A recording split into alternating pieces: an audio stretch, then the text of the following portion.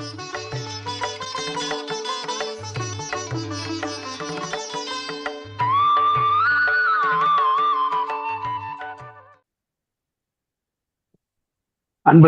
சகோதர சகோதரிகளுக்கு வணக்கம். திருக்குறள் விளக்க உரைகளிலே நாம் இன்று கடவுள் வாழ்த்து அதிகாரத்திலே 8வது குறளாகிய அறவாழி அந்தணன் தாழ் சேர்ந்தார் கல்லால் பிறவாழி தல் அரிது. இந்த குறளில் உள்ள சில சொற்பதங்களை நாம் முதலிலே பிரித்து பார்த்து புரிந்து கொள்ளலாம். அறவாழி என்று சொல்லுகின்ற பொழுது அதை நாம் 2 பதங்களாக பிரித்து கொண்டால் மிக எளிதாக நமக்கு பொருள் விளங்கும். அறம் கூட்டல் ஆழி, அறவாழி. இந்த 2 சொற்பதங்களுக்கான பொருள் என்னவென்றால், அறம் என்று சொன்னால் தர்மம் என்று பொருள். தர்மம் என்று சொன்னால் அது ஏதோ கொடுத்து உதவுகின்ற ஈகை என்ற பொருள் அல்ல. தர்ம என்று சொன்னால் அது இயல்பு, இயற்கை பண்பு என்று பொருள்படுகின்றது. அறவாழி அந்தணன் என்று சொன்னால் அறக்கடலாக இருக்கக்கூடிய அந்தணன் என்று பொருள். அறப்பெருங்கடலின் வடிவமாக இருக்கக்கூடிய அந்த அந்தணனின் தாழ் சேர்ந்தார்க்கு அல்லால் என்று சொன்னால், தாழ் சேர்ந்தார்க்கு என்று சொன்னால் அந்த அந்தணனுடைய திருவடியை சேர்ந்தவர்களுக்கு என்று பொருள். சேர்ந்தார்க்கு அல்லால் என்று சொன்னால் அந்த அறக்கடலாகிய அந்தணனுடைய திருவடிகளை சேராதவர்களுக்கு என்று பொருள். அடுத்து வருகின்ற வரியையும் பார்த்து விடலாம். பிறவாழி நீத்தல் அரிது. இந்த பிறவாழி என்ற சொல்லையும் நாம் பிரித்து கொண்டால் பிற கூட்டல் ஆழி என்றும் அல்லது பிறவி கூட்டல் ஆழி என்றும் இருவகையாகவும் இதை பிரித்துக் கொள்ளலாம். பிற ஆழி என்றால் மற்ற கடல்கள், பிறவி ஆழி என்றால் பிறப்பென்னும் கடலை என்று பொருள். இது 2ம் நாம் விளக்கமாக நாம் பின்னால் பார்க்கலாம். நீந்தல் என்று சொன்னால் நீந்துவது, இந்த கடலை நீந்துவது. அரிது என்று சொன்னால் முடியாது. ஆனால் யாருக்கு இது முடியாது என்று சொல்லுகின்றார் என்று சொன்னால், அறவாழி அந்தணன் தாழ் சேர்ந்தார்க்கு அல்லால், அறக்கடலாகிய அந்தணனுடைய தாழ் சேர்ந்தவர்களுக்கு தவிர மற்றவர்களால் இந்த பிறவாழி நீந்தல் அரிது. பிற கடல்களை அல்லது பிறவி என்னும் கடலை நீந்துதல் அரிது என்று சொல்லுகின்றார். ஆகவே யாரால் நீந்த முடியும் என்றால் அந்த அறவாழி அந்தணனுடைய தாழ் சேர்ந்தவர்களால் இந்த பிற ஆழியை நீந்த முடியும். சேராதவர்களால் இந்த பிறவாழியை நீந்த முடியாது என்று சொல்லுகின்றார். சரி, இப்பொழுது இந்த அந்தணன் என்ற சொல்லுக்கு பொருள் விளக்கத்தை பார்க்கலாம். பொதுவாக இந்த உலக வழக்கிலே அந்தணன் என்று சொன்னால் பிராமணர்களையும் குறிக்கின்றார்கள். ஆனால் இங்கே வள்ளுவரே இது போன்ற குழப்பங்கள் இருக்கக்கூடாது என்பதற்காக வள்ளுவரே ஒரு குறளிலே அந்த அந்தணன் என்பதற்கு ஒரு விளக்கத்தை தந்துள்ளார்.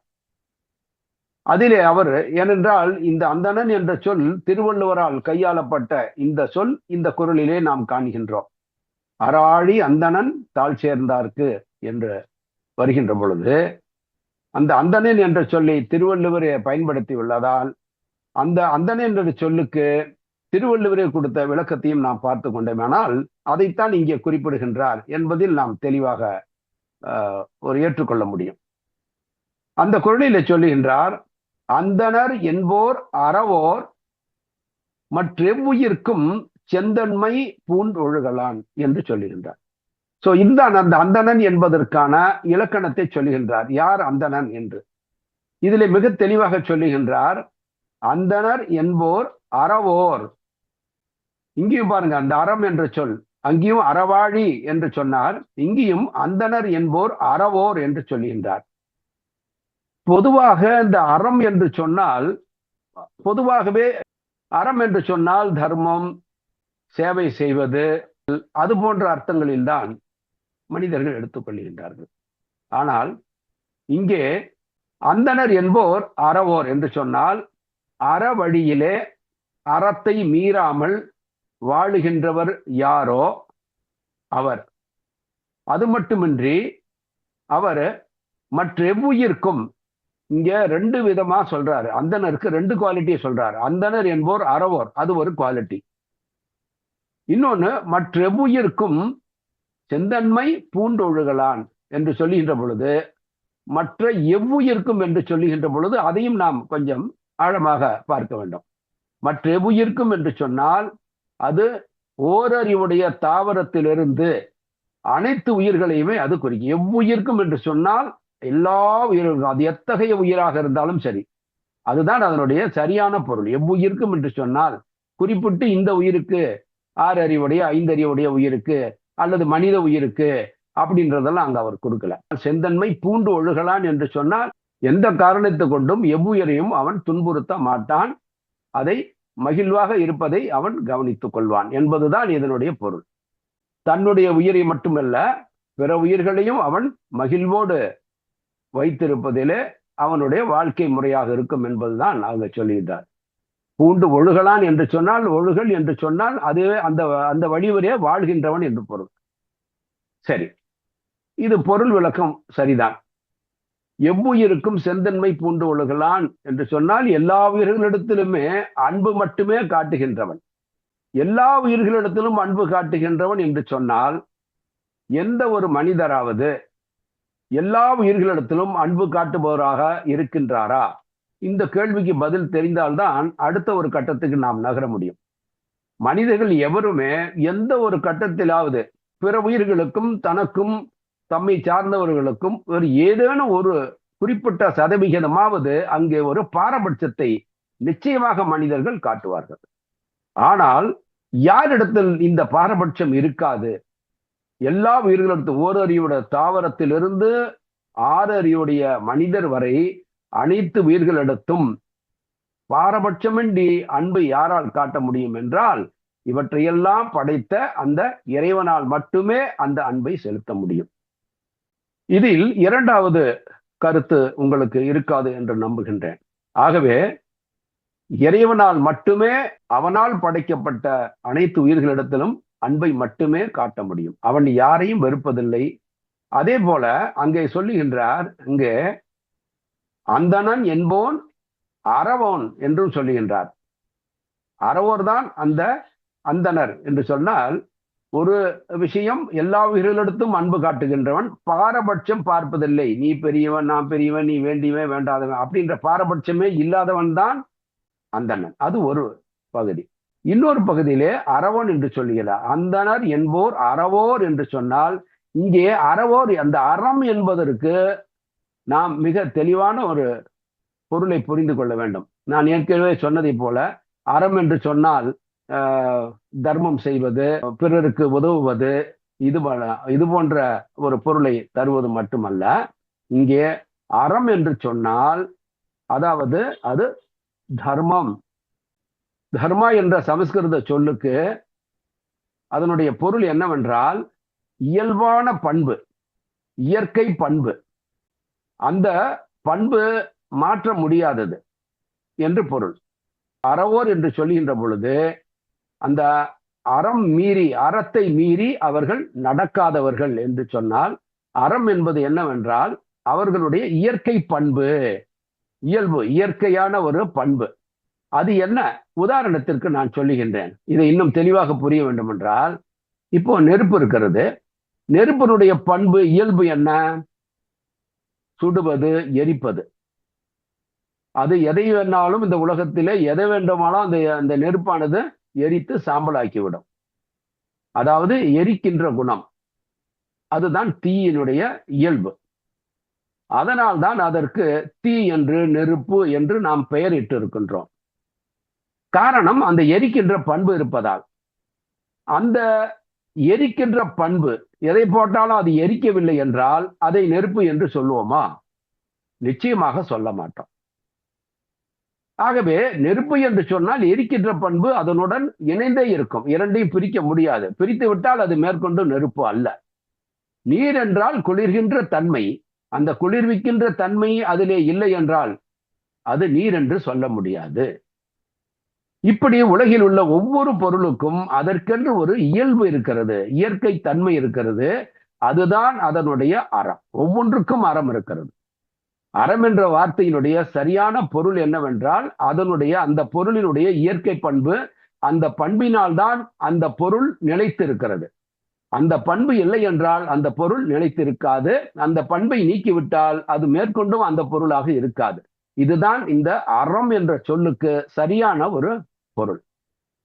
அப்படி பார்க்கின்ற பொழுது அந்தணர் என்போர் அறவோர் என்று சொன்னால், அறவோர் என்ற சொல்லுக்கு அந்த மனிதர்களுடைய இயற்கை பண்பை மீறாமல் நடக்கின்றவர்கள் அர்த்தம். அப்ப இயற்கை பண்பு என்ன என்று சொன்னால், மனிதனுடைய இயற்கை பண்பு இது, அதாவது அவனுடைய அறம். இப்போ விலங்குகள் என்று சொன்னால், விலங்குகளுக்கு என்று ஒரு அறம் இருக்கிறது. அந்த அறத்தை மீறி அவை நடக்காது. இப்போ விலங்குகள் 4 காலிலே நடக்கின்றது, அதனுடைய இயற்கை பண்பு. இப்ப 2 காலிலே அது நடக்கக்கூடியதாக இருந்தால் அது விலங்குகளுடைய வகையிலே அது சேராது. மனிதர்கள் 2 கால்களால் மட்டுமே நடக்கின்றவர்கள். மரம், தாவரங்கள் இருக்கின்றன. தாவரங்கள் ஒரு இடத்திலே நிலையாக அது நிலை பெற்று இருக்கும். அது நகரும் தன்மை அல்ல, உடையது அல்ல. அதனால் அவற்றை தாவரம் என்று சொல்லுகின்றோம். இது அதற்கு உரிய இயற்கையான ஒரு பண்பு. அது மரம் ஒரு இடத்தை விட்டு இன்னொரு இடத்துக்கு நகர்ந்து செல்லுமையானால் அது நம்ம தாவரம் என்று சொல்ல மாட்டோம். தாவரங்கள் ஒரு இடத்தை விட்டு இன்னொரு இடத்துக்கு நகருமையானால் அது தாவரத்தினுடைய பண்பு அல்ல. இப்படி ஒவ்வொரு பொருளுக்கும் இந்த படைக்கப்பட்ட பிரபஞ்சத்திலே நீங்கள் எந்த பொருளாக இருந்தாலும், தங்கம் என்று சொன்னால் அந்த தங்கத்திற்குரிய பண்பு அந்த பொருளிலே இருந்தால்தான் அது தங்கம். இல்லை என்றால் அது வேறு ஒரு மெட்டல். அது அலுமினியம் என்று சொன்னால் அலுமினியம் வேறு. அதற்குன்னு உரிய அதுக்கு இயற்கை பண்புகள் இருக்குது, மூலக்கூறுகள் இருக்கின்றன. அது மாறிவிட்டால் அந்த பொருள் இருக்காது. இப்படி ஒவ்வொன்றுக்குமே அதற்கென்று ஒரு இயல்பான பண்பு. அந்த பண்பை நீக்கினால் மேற்கொண்டும் அந்த பொருள் அந்த பெயரிலே இருக்காது என்பதுதான் அதன் பொருள். இதுதான் அதனுடைய ஒரு அறம். இப்படி ஒவ்வொரு உயிர்களுக்கும் ஒரு அறம் இருக்கிறது. இறைவன் படைத்த உயிர்களுக்கு எல்லாம் மட்டுமின்றி உயிரற்ற பொருள்களுக்கும், உதாரணமா இப்ப நாம உதாரணத்துக்கு கூட பார்த்தோம், தங்கம், வெள்ளி, அலுமினியம், இரும்பு, எப்படி எதை எடுத்துக்கொண்டாலும் இதெல்லாம் உயிரற்றவை என்று சொல்லுகின்றோம். ஆனாலும் உயிரற்றவைக்கும் அதற்குரிய ஒரு பண்புகள் இருக்கின்றன, இயற்கை பண்புகள். இது அதனுடைய அறம். அந்த அறத்தை மீறி அதனால் வாழ முடியாது. அது தன்னை தக்க வைத்துக் கொள்ள வேண்டும் என்றால் அந்த அறத்தை மீறி அதனால் நடக்க முடியாது. அந்த வகையில மனிதனுக்குரிய அறம் என்று சொன்னால் நாம் இதை அறிவாகவும் பிரித்துள்ளோம். ஓரறிவு, ஈரறிவு, 3 அறிவு, 4 அறிவு, 5 அறிவு, 6 அறிவு என்று அந்த அறிவின், அதாவது மனதின் முன்னேற்றத்தை, அறிவின் முன்னேற்றத்தை வைத்து உயிரினங்களை நாம் வகைப்படுத்தியும் இருக்கின்றோம். சான்றோர்கள் இதை வகைப்படுத்தி இருக்கின்றார்கள். அந்த வகையில் பார்த்தோமே ஆனாலும் இந்த ஓரறிவு என்று சொல்லுகின்ற பொழுது அது தொடு உணர்வு என்று சொல்லுகின்றோம். ஈரறிவு என்று சொல்லுகின்ற பொழுது அதுக்கு தொடு உணர்வோடு கூட சேர்ந்து அது சுவை உணர்வு இருக்கும். இப்படி ஒவ்வொரு உயிரினத்திற்கும் அந்த ஓரறிவோடு இன்னொரு அறிவு கூடி கூடி கூடி 2 அறிவு, 3 அறிவு, 4 அறிவு, 5 அறிவு என்று சொல்லுகின்றோம். நாம் 5 அறிவு என்று சொல்லுகின்ற பொழுது விலங்குகளை நாம் 5 அறிவுடைய ஒரு உயிரினமாக நாம் வகைப்படுத்தி உள்ளோம். இந்த 5 அறிவு என்று சொல்வது 5 புலன்களால் உணர்கின்ற அத்தனை, மொத்தம் நமது புலன்கள் என்பது 5 தான். இந்த 5 புலன்களாலும் உணரக்கூடிய ஒரு நிலையை பெற்றுள்ளவை இந்த விலங்குகள். அதாவது பார்க்கின்ற, முகர்கின்ற, காதால் கேட்கின்ற, நாக்கால் சுவைக்கின்ற, இந்த உடலால் தொடுகின்ற உணர்வு, தோல்னா நம்ம தொட்டா உணர்கின்ற, இந்த 5 உணர்வுகளும் இந்த விலங்குகளுக்கு இருக்குது. மனிதர்களுக்கும் இந்த 5 உணர்வுகளுமே இருக்கின்றன. ஆனால் மனிதன் 6வது அறிவை உடையவன் என்று சொல்லுகின்றார்கள். அப்போ அதற்குரிய பண்பிலிருந்து நமக்கு ஏதோ அதனோடு சேர்ந்த இன்னொரு விசேஷமான பண்பு அதனோடு இருக்கிறது என்று அர்த்தம். அப்பதான் அது மனிதன் 6வது அறிவு உடைய மனிதனுக்குரிய பண்பு. இந்த 5 உணர்வுகளை மட்டும் நாம் பெற்றிருக்கின்றோம் என்று சொன்னால் நாம ஒரு விலங்கு இனமாகத்தான் நம்மளையும் நாம பார்க்க முடியும். ஆனால் நாம் ஆறறிவுடையவர்கள் என்று சொல்லுகின்ற பொழுது இந்த ஆறாவது அந்த பண்பு தான் இந்த மனிதனுக்குரிய ஒரு பண்பு. இந்த ஆறும் சேர்ந்ததுதான் மனிதனுக்குரிய அறம். அப்போ இந்த ஆறாவது எது என்று சொன்னால், இந்த ஆறாவது இருக்கக்கூடிய அந்த ஒரு நிலை மற்ற உயிர்களிடத்திலே அது இருக்கக்கூடாது. விலங்குகளிடத்திலே 5 புலன்களால் உணரக்கூடிய ஒரு விஷயம் இருக்கிறது. இப்ப மனிதனிடத்திலே அப்படி ஆறாவது ஒரு அறிவாக எது இருக்கிறது என்று பார்த்தோமேயானால், மனிதனிடத்திலே நாம் பொதுவாக மனிதர்கள் சொல்லுகின்றார்கள், இந்த ஆறாவது அறிவு என்பது பகுத்தறிவு. இது மனிதனிடம் பகுத்தறிவு உள்ளது, விலங்குகளிடம் அல்லது மற்ற உயிர்களிடம் பகுத்தறிவு கிடையாது என்று இதைத்தான் பரவலாக சொல்லுகின்றார்கள். ஆனால் இங்கே பகுத்தறிவு என்று சொன்னால் என்ன? நல்லது கெட்டது இதை நம்மளால் தெரிந்து அது வாழ முடியும். எது நம்மளுக்கு அது புரியும், எது செய்யணும் எது செய்யக்கூடாது, எது நல்லது எது கெட்டது என்பதை நம்மளால் புரிந்து கொள்ள முடியும். செய்யத்தக்கது எது, செய்யக்கூடாதது எது, இது நம்மளால புரிந்து கொள்ள முடியும். இதுதான் பகுத்தறிவு என்று சொல்லுகின்றார்கள். எது நல்லது அப்படின்னா நன்மை தரக்கூடியது, அந்த நன்மை கொடுப்பது நமக்கு மகிழ்வை தரக்கூடியது. யாராவது துன்பத்தை தரக்கூடியதை நல்லது என்றால் சொல்லுவோம் இல்லையே? அது உடலுக்கு நன்மையாக இருக்கலாம், மனதிற்கு நன்மையாக இருக்கலாம், நமது வாழ்க்கைக்கு நன்மையாக இருக்கலாம். எதுவாக இருந்தாலும் நன்மை என்று சொல்லுகின்ற பொழுது அது நமக்கு சந்தோஷத்தை கொடுக்கும். நல்லது துக்கத்தை கொடுக்காது. அதே போல எதெல்லாம் மனதிற்கு துன்பத்தை தரப்போகிறதோ அதையெல்லாம் தீயது என்று சொல்லுகின்றோம். அந்த வகையிலே பார்த்தீர்களே ஆனால் இதுதான் ஆறாவது அறிவு என்று சொன்னால், இந்த உணர்வு நிலை எது துன்பம் தரும் எது இன்பம் தரும் என்பது விலங்குகளுக்கு தெரியாது என்று சொன்னால், நீங்கள் சாதாரணமாக இதை பார்க்கலாம். பொதுவாக நம்ம வீடுகள் எல்லாம் இப்போ நகரங்கள்ல பார்க்க முடியாத எல்லாம் அபார்ட்மெண்ட்டு. நீங்க கிராம பகுதிகள் எல்லாம் போய் பார்த்தோம்னாக்கா, ஏதாவது தானியங்கள் அதெல்லாம் உலர வைக்கணும் அப்படின்னா வீட்டுக்கு முன்னால அது வெராண்டாவில் அல்லது வாசல்ல ஏதாவது ஒரு விரிப்பை போட்டு அதுல தானியங்களை காய வைக்கிறது, ஏதாவது உலர வைப்பாங்க. அப்படி உலர வைக்கின்ற பொழுது அங்க அந்த தானியங்களை சாப்பிட்றதுக்கு பறவைகளோ கோழி அது போன்ற ஆடு இது போன்ற விலங்குகள் பறவைகள் ஏதேனும் வருவதுண்டு. அந்த வீட்டுக்கு சொந்தக்காரரு அது போன்ற ஏதேனும் பறவைகளோ விலங்குகளோ கோழிகளோ அதை சாப்பிட வருகின்ற பொழுது அதை துரத்த வேண்டும் என்று வீட்டுக்குள்ள இருந்து வெளியே வருவார்கள்.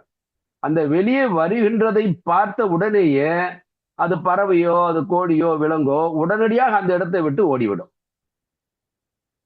இது எதை காண்பிக்கிறது என்று சொன்னால், நாம இங்க இருந்தோம்னா அந்த மனிதர் வராரு, அவர் மூலமா நமக்கு என்ன வரும்? துன்பம் வரும், நம்மளை அடிச்சிருவாங்க அப்படின்ற ஒரு பயம். பயம் ஏன் வருது? துன்பம் வரும்ன்றதுனால பயம் வருது. நீங்க சாதாரணமா நீங்க பாத்தீங்கன்னா இந்த ரயில் ரோட்ல, அதாவது இந்த ரயில்வே ட்ராக்ல நீங்க பாத்தீங்கன்னா சில ஆடுகள் மாடுகள் இது போன்றதெல்லாம் மேய்ஞ்சிட்டு இருக்கும் சாதாரண நேரங்கள்ல. ஆனா அந்த ட்ரெயின் வருகின்ற அந்த ஓசை எப்போ அவங்க காதுல கேட்குதோ தொலைவில் தான் வந்துட்டு இருக்கும்.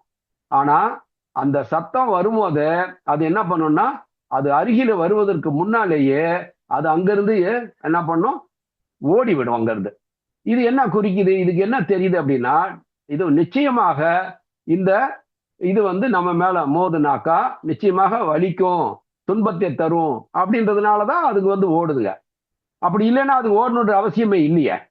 அப்போ இதெல்லாம் எதை காட்டு? இது போன்ற பல உதாரணங்கள், ஒரு சில உதாரணங்கள் நான் உங்களுக்கு சொல்றேன். இதை விட அருமையான உதாரணங்கள் உங்களுக்கு கூட தெரிஞ்சிருக்கலாம். அப்போ இந்த எங்கிருந்து துன்பம் வரும் என்பது அவர்களுக்கு நல்லா தெரியுது. அப்ப துன்பத்திலிருந்து விலகி போகிறதுக்கு அவங்களும் விரும்பினா, மனிதர்களும் அப்படித்தானே துன்பம் வருவதிலிருந்து விலகிக்காங்க. ஏன்னா அது துன்பம் தரக்கூடியதுன்றது அவங்க அறிவுக்கு தெரியுது. இதை பகுத்தறிவு ஒரு பகுதி. இன்னொன்னு, இப்ப பாருங்க, இப்ப நீங்க ஒரு நாய் இருக்குது அல்லது ஒரு பறவைகள் கூட இருக்குது. சில வீட்டுல பார்க்கலாம், பறவைகள் எல்லாம் அவர்கள் கொடுக்கிற தானியத்தை எல்லா பறவைகளும் சாப்பிட்றத கூட நீங்க எல்லாம் பார்க்கலாம். கையிலேயே வாங்கி சாப்பிட்றத கூட நீங்க பார்க்கலாம். அதே மாதிரி தெருவில் போற நாய்க்குட்டிங்க அல்லது பூனைக்குட்டிங்க இந்த மாதிரி ஏதாவது நம்ம டொமஸ்டிக் அனிமல்ஸ் ஏதாவது இருந்ததுனாக்கா நாம அதுக்கு சாதாரணமா இருக்கும்போது நம்ம ஒரு குச்சி எடுத்துக்கிட்டு போனோம்னா பயந்துக்கும், ஓடிடும். ஏன்னா அது நம்மளை அடிச்சிருவாங்க, துன்பம் வரும்னு தெரியும். அதே நீங்க அதுக்கு சாப்பிடுறதுக்கு ஏதாவது ஒரு பொருள், ஒரு பிஸ்கட், ஏதோ ஒன்று அதற்கு உணவாக நீங்க கொடுத்தீங்கன்னா, அத நீங்க பக்கத்துல கூப்பிட்டீங்கன்னா, முதல்ல அது என்ன பண்ணும் அப்படின்னாக்கா, கொஞ்சம் தயங்கும். நம்ம பக்கத்துல போலாமா, வேணாவா அப்படின்னு. ஆனா மெதுவா கொஞ்சம் கொஞ்சமா பார்த்து கொஞ்சம் கொஞ்சமா நம்பிக்கை நீங்க உங்களுடைய அந்த சைகை மூலமாக, சமிக்ஞை மூலமாக அது புரிஞ்சுக்கும். சரி, இந்த மனுஷர் நம்ம அடிக்க மாட்டாங்க, துன்புறுத்த மாட்டாங்க, நமக்கு இந்த மனிதனிடம் துன்பம் இல்லை அப்படின்னு தெரிஞ்சதுன்னா, அது மெதுவா பக்கத்துல அது வாங்கி வாயில வாங்கி சாப்பிடும். இது தினமும் பழகிட்டுனா அது கூடவே நம்ம கூட விளையாடவே கூட ஆரம்பிச்சிடும். இது என்ன தெரியுது அப்படின்னா, இப்ப இந்த அனிமல்களுக்கு, நமக்கு கீழே இருக்கிற அந்த உயிரினங்களுக்கு இங்க இவரிடத்துல இருந்து துன்பம் வராது என்பதை தெரிஞ்சுக்கிட்டு, சந்தோஷம் தான் இவர்கிட்ட இருந்து நமக்கு கிடைக்குது அப்படின்னு தெரிஞ்சா அது உடனே பழகம் ஆரம்பிக்குது. அப்ப இங்க இருந்து என்ன தெரியுதுன்னா, எங்க இருந்து துன்பம் வரும் என்பதையும் அது புரிந்து கொண்டு அதற்கேற்ற மாதிரி நடக்கிறது. எங்க இருந்து சந்தோஷம் கிடைக்கும், இங்க துன்பமே வராது என்பதையும் புரிந்து கொள்ளுகின்ற ஒரு இது அதனிடமும் இருக்கிறது. ஆகவே இப்படி பகுத்தறிவு என்று சொன்னால் எதை நல்லது, எது கெட்டது என்பது புரிந்து கொள்வது, எதை செய்வது, எதை செய்யக்கூடாது என்பது அந்த பகுத்தறிவு தெரிஞ்சு, இப்போ உதாரணமா இது அறிந்து கொள்வது, எது நல்லதை தரும், எது கெட்டதை தரும் என்று. ஆனால் அதை அறிந்து கொண்டு அதன்படி வாழ்க்கையிலே நடப்பது. இங்க நடப்பது இதுதான் பகுத்தறிவு தான் ஆறாவது அறிவு என்று சொன்னால் அது நிச்சயமாக ஆறாவது அறிவு அல்ல. ஏனென்றால் அது விலங்குகளிடம் கூட, பறவைகளிடம் கூட இந்த பண்பு இருக்கிறது என்று சொன்னால், நிச்சயமாக இப்ப விலங்குகளிடம் அது இருக்கிறது என்று சொன்னால், மனிதனிடமும் அது இருந்தால் அதை ஆறாவதாக எப்படி ஏற்றுக்கொள்ள முடியும்? ஆறாவது என்பது ஐந்தின் ஒரு பகுதி அல்ல. ஆறாவது என்பது தனி ஒன்று. அது அங்க இருக்கவே இருக்காது. கீழே 5 இடமே அது இருக்காது. அப்படித்தானே அர்த்தம் அது.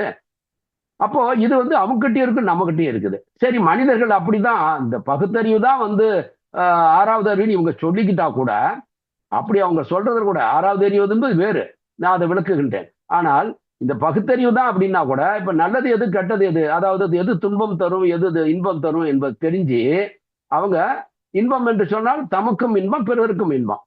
துன்பம் என்று சொன்னால் தமக்கு வருகின்ற துன்பமும் அதில் அடங்கும், பிறருக்கு கொடுக்கின்ற துன்பமும் அடங்கும். இப்ப துன்பத்தை நாம விரும்பது இல்லைன்னும் போது மற்றவங்களுக்கு துன்பத்தை கொடுக்க கூடாது.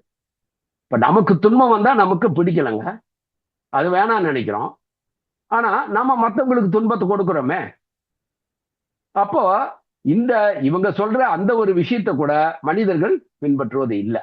ஆனால் நான் ஆறாவது அறிவு என்று சொல்வது என்னவென்றால், இந்த கீழே உள்ள 5 விலங்கினமும் இல்லாத அந்த பண்பு, விசேஷ பண்பு, அதுதான் மனிதர்களுக்கு ஆறாவது பண்பு. அதுதான் படைத்தவனை அறிந்து கொள்வது. இந்த மனிதர்களால் மட்டுமே செய்யக்கூடியது என்னவென்றால், இறைவனோடு இரண்டரை கலப்பதற்கான அந்த முயற்சி. இது வேறு எந்த உயிரினத்திலுமே இல்லாத ஒரு பண்பு. ஆகவே இதைத்தான் அவர் சொல்லுகின்றார், வள்ளுவர் சொல்லுகின்றார். அதாவது இதுதான் அறிவு என்று சொல்லுகின்றார். இதுதான் மனிதனுக்குரிய அறிவு, விலங்குகளுக்குரிய அறிவு இல்லை. அவர் ஒரு குறளிலே மெய்யுணர்தல் என்ற அதிகாரத்திலே சொல்லுகின்றார். எப்பொருள் எத்தன்மை தாயினும் அப்பொருள் மெய்ப்பொருள் காண்பது அறிவு. இங்கே மெய்ப்பொருளை காண்பதுதான் அறிவு என்று சொல்லுகின்ற பொழுது, அதிகாரம் எந்த அதிகாரம்? மெய்யுணர்தல். மெய்யுணர்தல் என்று சொன்னால் மெய்ப்பொருளை எப்படி உணர்வது? மெய்ப்பொருள் என்றால் அது ஒன்றுதான் மெய்யானது, மீதி எல்லாம் பொய்யானது.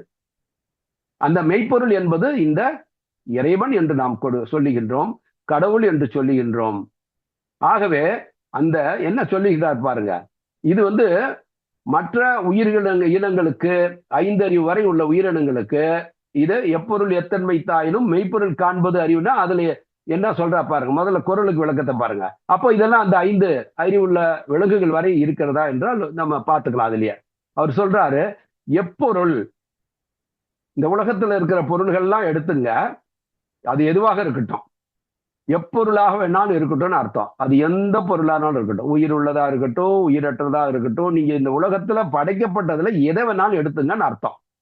எந்த பொருளாயினும், எப்பொருள் எத்தன்மை தாயினும், நீங்க எடுத்துக்கொண்ட பொருள் அது எதுவாக இருக்கட்டும், அந்த பொருள் எந்த தன்மை உடையதாக இருந்தாலும், எந்த தன்மை என்று சொன்னால் இங்கே ஒன்று இழிந்தது அல்லது பெருமைக்குடையது, விரும்பக்கூடியது, விரும்பத்தகாதது. சில பொருள்கள் மனிதர்கள் விரும்புவார்கள், சில பொருள்கள் மனிதர்கள் விரும்பாது. இப்போ உதாரணமா நீங்க வந்து மூக்கால் முகருகின்ற நல்ல வாசனையாக இருந்தால் அது விரும்புவீர்கள். அதே ஒரு நாற்றமாக துர்நாற்றமாக இருந்தால் அதை விரும்புவதில்லை. அதே போல பொருள்களிலும் சரி. இப்போ உதாரணமா நீங்க வந்து வழியிலே நடந்துட்டு போறீங்க. ஒரு மாடு அல்லது ஏதோ ஒரு விலங்கினுடைய அந்த மலக்கழிவு அங்க அ போகின்ற பாதையில இருந்தால், நீங்கள் அதை மிதித்து விட்டாலோ, அல்லது அது இருக்கின்றதை பார்த்து விட்டாலோ, உடனே நீங்க ஒரு அருவருப்போடு அது மேலே கால் பட்டு விடாமல் விலகி ஓடுவீர்கள். இப்படி அது வந்து நம்ம ஒரு அருவருக்கத்த ஒரு பொருளா இருக்கலாம். ஒரு சேற்றிலே ஒன்று பன்றி வந்து அந்த சேற்றிலே அது உழன்று கொண்டிருக்கலாம். அதை பார்த்தால் ஒரு அருவருப்பாக இருக்கிறது. இப்படி மிக தாழ்ந்த ஒரு பொருளாக இருக்கலாம். அல்லது மிக உயர்ந்ததாக நீங்க கருதப்படுகின்ற எந்த பொருளாக இருக்கலாம். அதான் சொல்றாரு. அது எந்த பொருளை நீங்க எடுத்துக்கிட்டாலும், அது எத்தகைய தன்மை உடையதாக இருந்தாலும், இங்க எத்தகைய தன்மை என்று சொன்னால், நீங்க விரும்புகின்ற அல்லது விரும்பாத எதுவாக இருந்தாலும் சரி. ஒரு அருவருக்கத்தக்க அல்லது விரும்பத்தக்க எந்த ஒரு தன்மை உடையதாக இருந்தாலும் என்று சொல்லுகின்றார். தெளிவாக இங்க புரிஞ்சுக்கணும். எப்பொருள் எத்தன்மை தாயினும் அது எந்த தன்மை உடையதாக இருந்தாலும் சரி, அந்த எந்த பொருளாக இருந்தாலும் அந்த பொருள் அப்பொருள். அப்பொருள் மெய்ப்பொருள் என்றால் அது அந்த பொருள் அதனுடைய அந்த பொருள் எந்த மெய்ப்பொருள் எந்த ஒரு பொருளிலிருந்து உருவானது, அதற்கு பின்னால் இருக்கின்ற மெய்ப்பொருள் என்ன? ஒவ்வொரு பொருளின் உள்ளுமே தோற்றம் தான் நமக்கு தெரிகிறது. நமக்கு அருவருப்பாக இருக்கிறது, ஆனால் அதே இன்னொரு உயிருக்கு விருப்பமான ஒன்றாக இருக்கிறது. அப்போ நாம விரும்பலாம் பரவாயில்ல, ஆனா அது இன்னொரு உயிர் விரும்புறது. அப்போ ஆனாலும் இங்கே அவர் சொல்ல வருகிறது ஒவ்வொரு பொருளுக்கும் எப்பொருளாக இருக்கட்டும், அது எந்த தன்மை உடையதாக இருக்கட்டும், அந்த பொருளினுடைய மெய்ப்பொருள் என்ன என்று காணுங்கள். அப்படி பார்த்தீர்களே ஆனால் ஒவ்வொரு பொருளுமே அதனுடைய பின் இப்ப நாம காண்பது ஒரு விளைவாக இருக்கக்கூடியது. இது எங்க இருந்து உருவானுச்சு அப்படின்னு பாத்தீங்கன்னா அதுக்கு முந்தைய நிலைக்கு போவீங்க. அந்த முந்தைய நிலை அதுக்கு முந்தைய நிலை என்ன, எங்க இருந்து அது உருவானுச்சு அப்படின்னு நீங்க பின்னோக்கி ஒவ்வொரு பொருளினுடைய தோற்றத்துக்கு பின்னாலும் நீங்க தொடர்ந்து போய்கொண்டே இருந்தீர்களானால், நீங்க ஒவ்வொரு பொருளுக்கு பின்னாலும் கடைசியிலேயே நீங்க இதனுடைய மூலப்பொருள் என்ன என்பதை தெரிந்து கொள்ள முடியாத இடத்துல போய் நின்று விடுவீர்கள். ஏனென்றால் அந்த பொருளுக்கு மேல் அந்த நிலைக்கு மேல இந்த மனித சிற்றறிவால் அந்த அறிவினுடைய கெப்பாசிட்டி அவ்வளவுதான். அதுக்கு மேல அது நுழையவே முடியாது. அதுக்கு அடுத்த கட்டத்துக்குள்ள அப்படி எல்லாமே ஒரே இடத்துல போய் அங்க வந்து ஸ்டக்கப் ஆகி நிற்கும். அதுக்கு மேல இருக்கிறது என்னன்னா அது ஒற்றை பொருள் ஒன்றுதான். சுருக்கமாக சொன்னா இந்த தோற்றத்திற்கு உரிய இந்த பிரபஞ்சம் முழுவதுமே ஒன்றிலிருந்து தான் பல பல நிலைகளாக மாற்றமடைந்து இன்றைக்கு இங்க வந்திருக்கிறது. இது பரிணாமத்தினுடைய உண்மை. இது விஞ்ஞான ஆராய்ச்சியே கண்ட உண்மை. ஜட பொருள்களை பற்றி ஆய்வு செய்த பொழுது இப்ப நாம் 6 அறிவுடைய மனிதர் என்று சொன்னால் இதற்கு முந்தைய உயிரினம் என்றால் விலங்கினம் தான். அதுக்கு முந்தைய நிலை. அந்த விலங்கு நிலையிலிருந்து முன்னால போனோம்னா அதுக்கு அடுத்தது வந்து நீங்க வந்து அதுக்கு முந்தைய உயிரினம் எதுவோ அந்த உயிரினங்கள். இப்படியே நீங்க போயிருந்தீங்கன்னா கடைசியில பாத்தீங்கன்னா தாவரம் தான் முதல்ல தொடங்குனுச்சு. அதுதான் மாற்றம் அடைந்து இப்படி வந்திருக்குதுன்னு சொல்லுவோம். அந்த தாவரமும் தோன்றாதுக்கு முன்னால என்ன இருந்ததுன்னு பாத்தீங்கன்னா வெறும் நிலப்பரப்பு தான் இருந்துச்சு. அந்த நிலப்பரப்பு எப்படி உருவானுச்சுன்னு பார்த்தா எரிந்து கொண்டிருக்கின்ற நெருப்பா இருந்தது. மேல வந்து குளிர்ந்து நீர் தேங்கி அது குளிர்ந்து அடையுது. இப்படி போய்கிட்டே இருப்பீங்க. இப்படி அதுக்கு பின்னாலேயும் போய்கிட்டே இருந்தீங்கன்னா கடைசியில இதெல்லாம் தோற்றுவித்தது ஒரே ஒரு பொருள் என்பது சொல்லுங்க. அதுதான் மெய்ப்பொருள். அந்த பொருள் அழிவில்லாதது. இதுதான் இங்க சொல்லுகின்றார். அப்ப இதுக்குதான் நாம என்ன பேர் வச்சோம்னா கடவுள், இறைவன் என்று சொன்னோம். அப்போ இந்த குரல்ல என்ன சொல்றாருன்னா, எப்பொருள் எத்தன்மை தாயினும் அப்பொருள் மெய்ப்பொருள் காண்பது. அது உள்ள இருக்கிற மெய்ப்பொருள் ஒன்றே ஒன்றுதான். அதுதான் உண்மையிலேயே இந்த தோற்றத்திற்குரியது அல்ல. இந்த தோற்றத்தை உருவாக்கிய ஒரே ஒரு பொருள் இருக்குது. அதுதான் இறைவன், அதுதான் கடவுள் என்பதை யார் அறிந்து கொள்கிறார்களோ அதுதான் அறிவு. இது எந்த உயிரினத்துல இருக்குதுங்க, நீங்க சொல்லுங்க. இது மனிதர்களிடத்துல மட்டுமே இருக்கிறது. உண்மையா பொய்யா? விலங்குகளுக்கு இதெல்லாம் புரியுமா? இந்த அறிவு இருக்கிறதா? ஆகவே இதைத்தான் 6வது அறிவு என்று சொல்லுகின்றோம். இதுக்கு பேரு தர்மாதான். ஆனா இதுக்கு பாகவத தர்மம் பேரு. இதுதான் தர்மம், மனிதனுடைய தர்மம், மனிதனுடைய அறம். இந்த சமஸ்கிருதத்துல சாஸ்திரங்களை பாகவத தர்மம் என்று சொல்றாங்க. அதாவது மனிதனுக்குரிய தர்மம். அப்போ இங்க இதுதான் தர்மம்ன்றதுக்கு நாம வந்து சமஸ்கிருதத்தை சொல்லிடுறதுலாம் நம்ம தமிழ்ல வந்து அது அறம் என்று சொல்லுகின்றோம். இதுதான் மனிதனின் அறம். இங்க வாங்க இப்ப மறுபடியும் நம்ம குறளுக்குள்ள போவோம். அப்போ இந்த அந்தணன் என்ற சொல்லுக்கு பார்த்து விட்டோம்.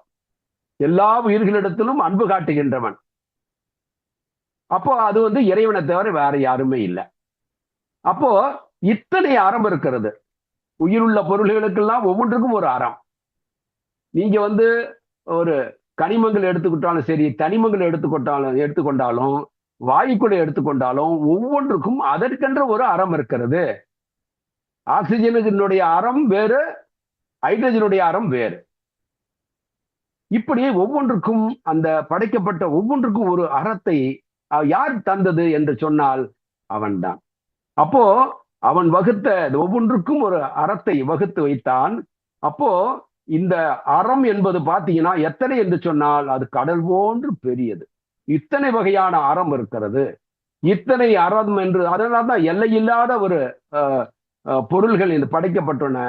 உயிருள்ள என்றும் உயிரற்றவை என்றும் அது எல்லையில்லாத ஒரு பெரும் கடலை போன்றது என்று சொல்லுகின்றார்.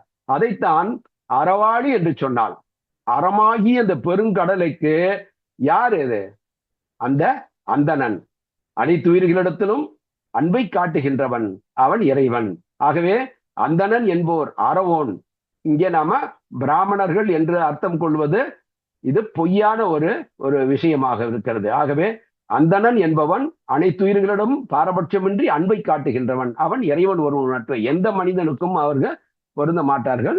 அப்படியே உயிர்களிடத்தெல்லாம் அன்பு காட்டினாலும் கூட இங்க அறமாகிய கடலாக இருப்பவன் அவன் இல்லை. ஆகவே இங்கே அறவாழி அந்தணன் என்று சொல்வது இந்த அறக்கடலாகிய பல்வேறு அறங்களும் படைத்த அந்த இறைவனுடைய தாழ் சேர்ந்தார்க்கு, அவனுடைய திருப்பாதங்களை சேர்ந்தவர்களுக்கு, அவனிடத்திலே அடைக்கலம் தேடியவர்களுக்கு, அவனிடத்திலே சரண அடைந்தவர்களுக்கு அல்லாமல் யார் சரணடைந்தார்களோ அவர்களை தவிர வேறு யாருக்கும் பிற ஆளி நீத்தல் அரிது. பிற ஆளி இப்போ இரண்டாவது வரிக்கு வருவோம். பிற ஆளி என்று சொன்னால் ஆழி என்றாலே கடல். இங்க மனிதர்களுக்கு நீந்த முடியாதுன்னு தான் சொல்றாரு. அங்க இறைவனை பற்றிய பண்புகள் என்னன்னா சொல்லிட்டாரு. அவனுடைய திருப்பாதங்களை வந்து சேரணும் அப்படின்னா யாரு? மனிதர்கள் தானே இறைவனை நாட வேண்டும். மற்ற உயிர்களா இறைவனை நாடுது இல்ல. அப்ப மனிதர்களுக்காக தான் இங்க கடவுள் வாழ்த்து சொல்றாரு அவரு. அப்போ மனிதர்கள் பிற ஆழி என்று சொன்னால் பொதுவாக இங்க ஆழி என்பதை வந்து கடல் என்று நம்ம சொல்லிட்டோம்.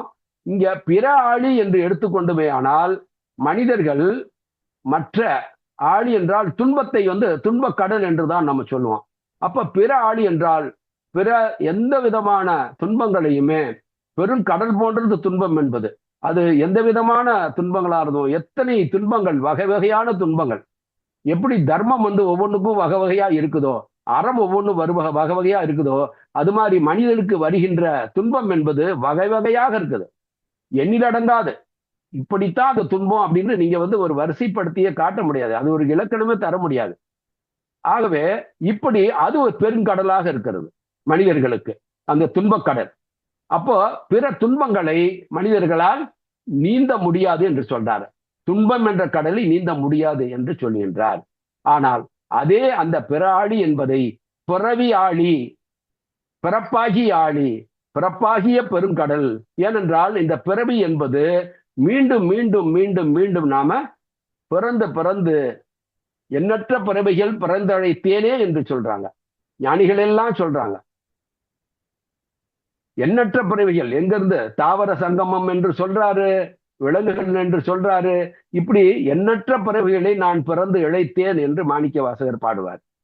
அப்போ இதெல்லாம் என்ன சொல்லுதுன்னா, மனிதன் அவன் அடுத்தடுத்த பிறப்புகள் பிறந்து கொண்டே இருக்க வேண்டியது, முடிவே இல்லை. அப்போ அந்த பிறவி என்ற கடலை அவனால் கடக்க முடியாது. யாரால?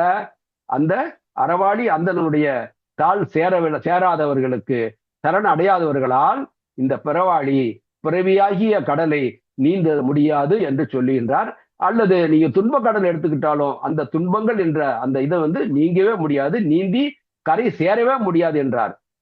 எத்தனை பிறப்பு எடுத்தாலும் அந்த துன்பம் என்ற கடலை நீங்க நீந்திக்கிட்டே இருக்கணும். நடுக்கல்ல வந்து நீங்க வந்து நீந்திக்கிட்டு இருக்கிற மாதிரி, தத்தளிச்சிட்டு இருக்கிற மாதிரி தான் இருக்க முடியும்னு சொல்றார். ஆகவே இறைவனிடத்திலே அறவாழி அந்தணனாக இருக்கக்கூடிய அந்த இறைவனுடைய பாதங்களிலே சரணடைந்தால் மட்டுமே இந்த துன்பம் என்ற பெருங்கடலை நீந்த முடியும், பிறவி என்ற பெருங்கடலை நீந்த முடியும் என்பதுதான் இந்த குறளிலே வள்ளுவர் மனித குலத்திற்கு சொல்ல வருகின்ற உண்மை.